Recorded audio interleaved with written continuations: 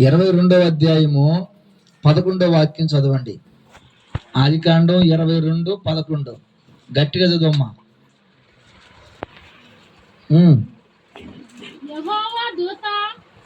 గట్టిగా. పరలోకము నుండి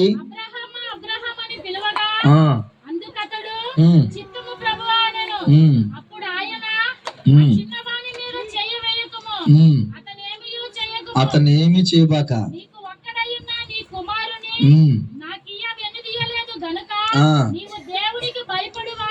నీవు దేవునికి భయపడేవాడవని ఇందువలన నాకు కనబడింది. చాలు.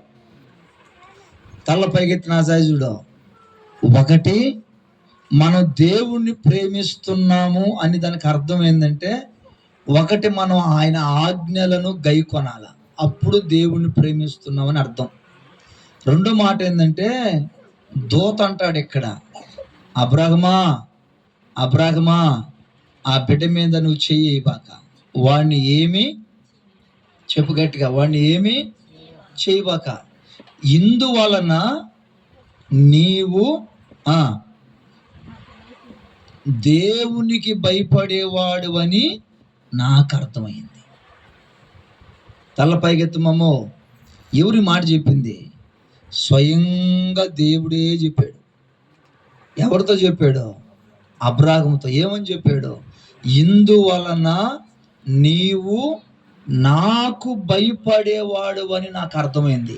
ఒకసారి రెండో వాక్యం చదువమ్మా. రెండో వాక్యం చదువు. నీ కుమారుణ్ణి అనగా నీవు ప్రేమించుచున్న ఏమన్నాడు? నీవు ప్రేమించుచున్న ఇస్సాకు. అంటే ఇప్పుడు ఈ మాట దేవుడు చెప్పక ముందు అబ్రాహాము ఎవరిని ప్రేమించాడా? యేసవ్వ ఎవరిని ప్రేమించాడా? కొడుకుని ప్రేమించాడు. రెండో వాక్యంలో ఎవరిని ప్రేమించాడు చెప్పమ్మా? వ్యర్థమైన వాటిని ప్రేమించాడు, వ్యర్థమైన దాన్ని ప్రేమించాడు, పనికిరాని దాన్ని ప్రేమించాడు, దారిని పోయే దాన్ని ప్రేమించాడు, లోకాన్ని ప్రేమించాడు, దేనంటే దాన్ని ప్రేమించాడు. ఇప్పుడు దేవుడు అంటున్నాడు 11వ వాక్యంలో, నువ్వు వ్యర్థమైన వాటిని ప్రేమించేవాడివి కాదు, నాకు భయపడేవాడివి. స్తోత్రం చెప్పండి గట్టిగా. చేతులు పైకి చెప్పండి హల్లెలూయా. గట్టిగా చెప్పండి హల్లెలూయా, హల్లెలూయా. ఇప్పుడు అబ్రాహాము ఎవరిని ప్రేమించాడయ్యా? వ్యర్థమైన వాటిని ప్రేమించక 11వ వాక్యం ఏం చేశాడు? దేవుణ్ణి ప్రేమించాడు. ఎట్ట సూచన దేవుణ్ణి ప్రేమించిన అర్థం ఏంటంటే, అక్కడ దేవుడికి భయపడేవాడై ఉన్నాడు. ఎవరికి భయపడేవాడమ్మా? గట్టిగా చెప్పు. ఎవరికి భయపడుతున్నాడా? ఈరోజు చాలా మంది తల్లిదండ్రులకు భయపడతారు. భయపడరా? ఈరోజు చాలా మంది అన్నదమ్ములకు భయపడతారు.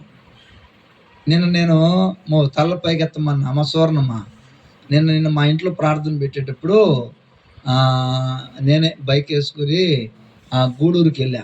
మా బంధువులు వచ్చి ఉంటే వాళ్ళందరూ, ఇద్దరు ఆడవాళ్ళు, ఒక ఆడ మనిషి, ఇద్దరు మగవాళ్ళు ఆడ కూర్చొని ఆ సైజు వస్తున్నారు. వాళ్ళు ఏదో నన్ను చూసేదో అనుకుంటా ఉన్నారు. నేరుగా నేను పోయి బండి ఆడ ఆపా.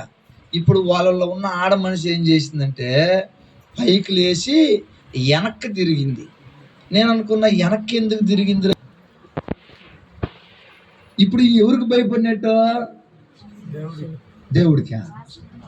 నువ్వు ఇక్కడ ఫెయిల్ అయిపోయినావునా? ఇప్పుడు ఇక్కడ ఎవరికి భయపడిందంటే, పాస్టర్కి భయపడింది. పాస్టర్కి భయపడి నోట్లో ఏలు పెట్టి ముక్కుపుని తీసి పాస్టర్ చూడలేదని కొట్టేసింది. ఆల్రెడీ నేను చూసేసి ఏం చేశాను మీకు అందరికి చెప్పేశా. అర్థమైందమ్మా? ఇప్పుడు ఈమెనుకుంటుంది, నాకు చూడలేదు కొద్ది. మన చెన్నూరులో ఒక ఆయనే, పేరు చెప్పలేదు, చెప్తే మీరు అని చెప్పేస్తారు. ఒకరోజు నేను బండి వేసుకుని పోతా ఉన్నా.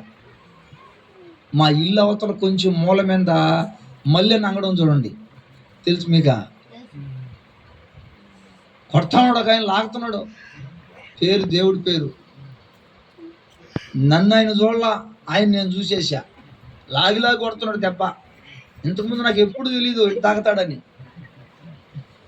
చూసింటే ఏమో ఆయన కూడా బారేసింది పాపం, అది మింగేసింది. ఇవన్నీ మీకు ఎందుకు చెప్తున్నానంటే, మనం అన్నదమ్ముళ్ళకి కాదు భయపడాల్సింది, పాస్టర్కి కాదు భయపడాల్సింది. నేను ఒక మాట అంటాను ఇర్మియా, అన్నదమ్ముడికి భయపడినోడు తప్పు చేయట్లా, భార్యకి భయపడ్డవాడు తప్పు చేయట్లా. చెప్పమ్మా, భర్తకు భయపడ్డా ఆమె తప్పు చేయట్లా, పాస్టర్కి భయపడినవాడు పొరపాటు చేయట్లా.